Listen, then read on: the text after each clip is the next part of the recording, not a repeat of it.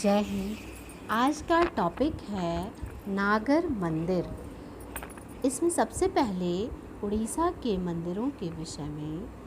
नागर शैली के क्षेत्रीय विकास में उड़ीसा क्षेत्र विशिष्ट उल्लेखनीय है। यह क्षेत्र मुस्लिम आक्रमणकारियों से रहित होने के कारण मूल मंदिर वास्तु का आगार है। कुछ विद्वानों ने तो यह धारणा व्यक्त की है कि उड़ीसा में अवशिष्ट भारत से भी अधिक मंदिर विद्यमान हैं।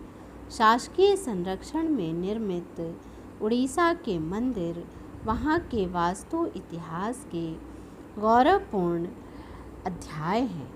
शताब्दियों के इतिहास को समेटे ये मंदिर नागर विशेषताओं के वास्तविक परिपूर्ण अध्याय हैं। फर्ग्यूसन ने ठीक ही इन्हें भारत की पूर्ण एवं मौलिक वास्तुकला कहा है। नागर शैली के उड़ीसा के मंदिरों की सामान्य विशेषताएं। उड़ीसा मंदिरों का प्रमुख केंद्र भुवनेश्वर है, जहां शताधिक मंदिरों का निर्माण हुआ। यहाँ 30 से अधिक मंदिर आज भी अपने मूल रूप में उद्भव एवं विकास की कथा का वर्णन कर रहे हैं।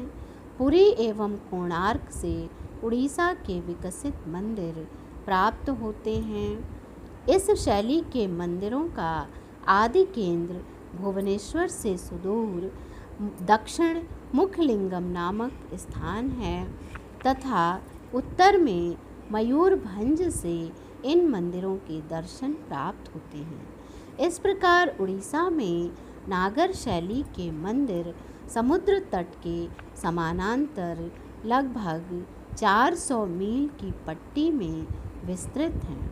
यहाँ का प्राचीन मंदिर 7वीं-8वीं शताब्दी का है तथा 13वीं शताब्दी तक इनका विकास होता रहा। 500-600 वर्षों तक उड़ीसा मंदिर वास्तु का क्रमिक इतिहास नागर शैली के प्रारंभिक एवं विकसित मंदिरों का स्वरूप निर्धारित करने में पूर्णतः सक्षम है। उड़ीसा में नागर शैली के मंदिरों के उद्भव के संबंध में कोई निश्चित ज्ञान प्राप्त नहीं होता।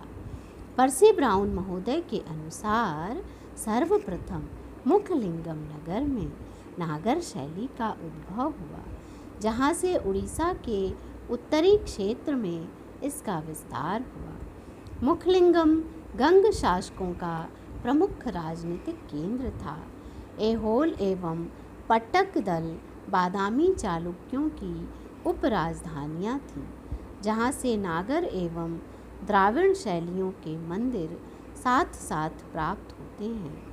चालुक्यों के गंगों के साथ बहुत मधुर राजनीतिक संबंध थे। संभवतः इसी राजनीतिक संबंध के कारण सांस्कृतिक आदान प्रदान भी प्रारंभ हुआ, जिसके फलस्वरूप ऐहोल एवं पट्टक दल से मुखलिंगम में नागर शैली आयातित हुई। मुखलिंगम से ही संपूर्ण उड़ीसा को इस शैली ने आच्छादित कर लिया। मुखलिंगम का मुखलिंगेश्वर मंदिर पंचायतन है, जो 7वीं शताब्दी ईस्वी में निर्मित हुआ। यहाँ के मंदिरों का जीर्णोद्धार होता रहा, जिससे मूल स्वरूप विनष्ट हो गया। उड़ीसा के वास्तु कलाकारों ने मंदिर तथा उसके अंगों को देश के अन्य क्षेत्रों से भिन्न नाम प्रदान किए। मंदिर को उन लोगों ने देउल या देवल कहा है। मंदिर के गर्भगृह को श्री मंदिर तथा उसके समक्ष मंडप को जगमोहन कहा गया है। श्री मंदिर के ऊपर जो शिखर है उसे रेखा देउल तथा जगमोहन के शिखर को भद्र या पीढ़ा देउल के नाम से संबोधित किया गया है। श्री मंदिर एवं जगमोहन उड़ीसा मंदिरों के आवश्यक अंग हैं।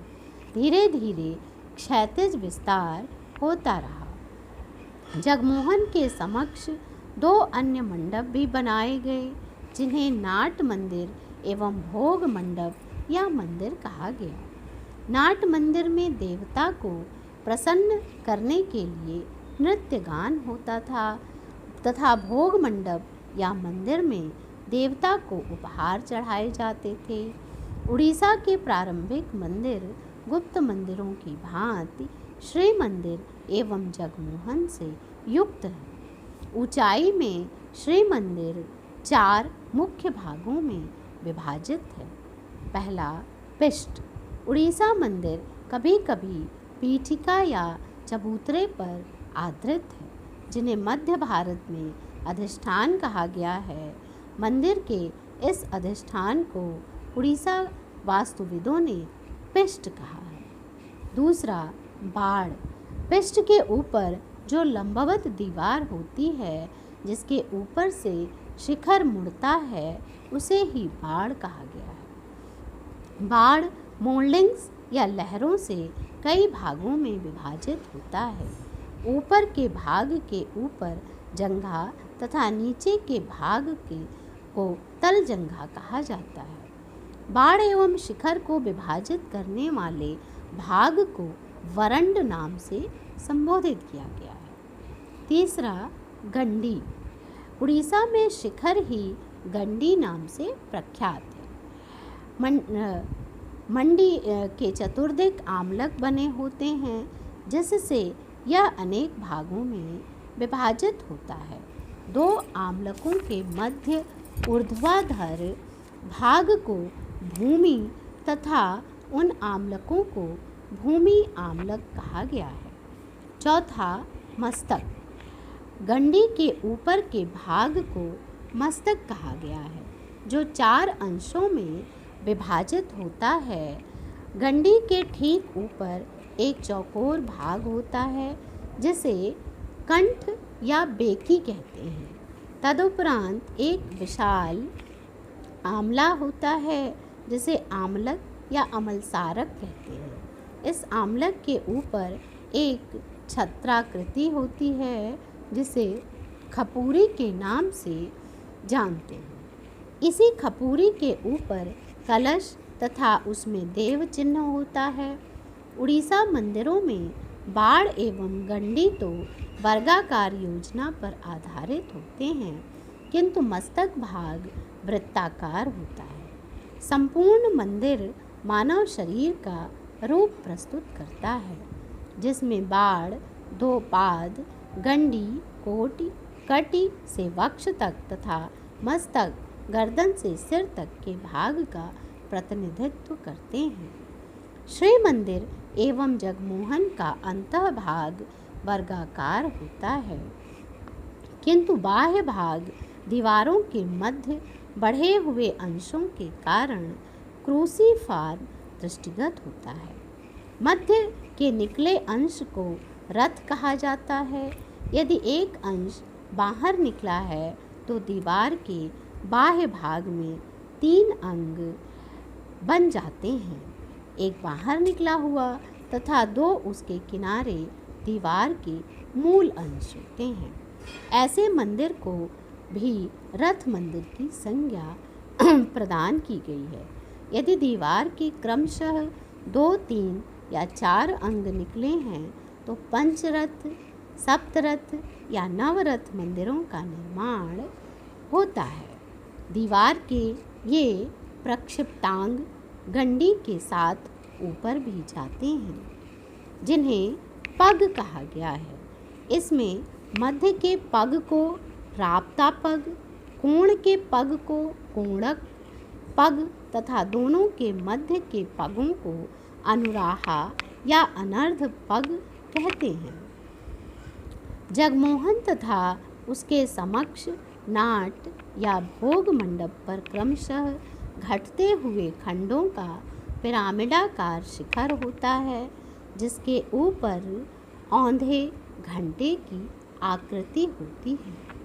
इसके बाद रेखा देउल की भांति कलश होता है। इस प्रकार उड़ीसा मंदिर योजना एवं विकास में नागर शैली का एक विचित्र किंतु सुनियोजित रूप प्रस्तुत करते हैं। तो इनके 4 अंग के विषय में आपने पढ़ा, मस्तक, पृष्ठ, गंडी और बाण।